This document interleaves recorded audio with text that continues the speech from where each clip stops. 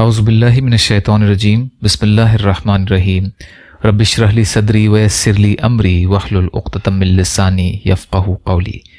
بکھرے موتی، چوتھا حصہ۔ امام بخاری اور امیر بخارا کا واقعہ۔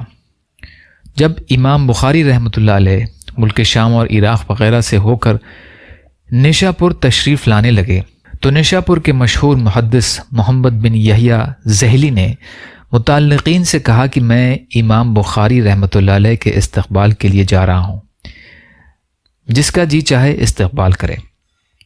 اس اعلان کے بعد نشاپور شہر سے 2-3 میل دور تک جا کر لوگوں نے امام بخاری رحمۃ اللہ علیہ کا استقبال کیا، اور جب نشاپور پہنچ کر امام بخاری رحمۃ اللہ علیہ نے درس حدیث کا سلسلہ شروع فرمایا تو کئی ہزار طلبہ نے امام بخاری رحمۃ اللہ علیہ کے درس میں شرکت کی۔ مگر چند ہی دن کے بعد کسی نے خلق قرآن کا ایک اختلافی مسئلہ اٹھا کر امام بخاری رحمۃ اللہ علیہ پر الزام لگایا، اور بہت جلد ان کا حلقہ درس ختم ہو گیا۔ صرف امام مسلم رحمۃ اللہ علیہ ان کے ساتھ رہے۔ آخر امام بخاری رحمۃ اللہ علیہ مایوس ہو کر اپنے وطن بخارا کے لیے روانہ ہو گئے۔ جب امام بخاری رحمۃ اللہ علیہ کے نشاپور سے روانہ ہونے کی اطلاع اہل بخارا کو ملی تو بڑی شان و شوقت کے ساتھ لوگوں نے امام بخاری رحمۃ اللہ علیہ کا استقبال کیا، اور بخارا آ کر درس حدیث کا سلسلہ امام بخاری رحمۃ اللہ علیہ نے شروع فرمایا۔ ہزاروں طلبہ ان کے درس میں شرکت کرنے لگے، مگر حاسدین کو یہ گوارا نہ ہو سکا۔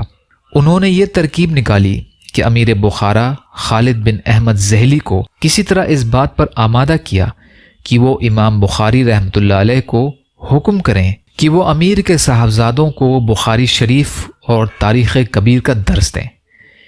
امیر بخارا کی سمجھ میں بات آئی تو امیر نے کہا کہ آپ دربار شاہی میں تشریف لا کر مجھے اور میرے صاحبزادوں کو بخاری اور تاریخ کبیر کا درس دیں۔ مگر امام صاحب رحمۃ اللہ علیہ نے اسی قاصد کی زبانی کہلا بھیجا کہ میں علم دین کو سلاطین کے دروازوں پر لے جا کر ذلیل نہیں کروں گا، جسے پڑھنا ہو میرے پاس آ کر پڑھے۔ اس واقعے کا باقی حصہ انشاءاللہ کل کی ریکارڈنگ میں۔ یا اللہ ہم سب کو کہنے سننے سے زیادہ عمل کی توفیق عطا فرما۔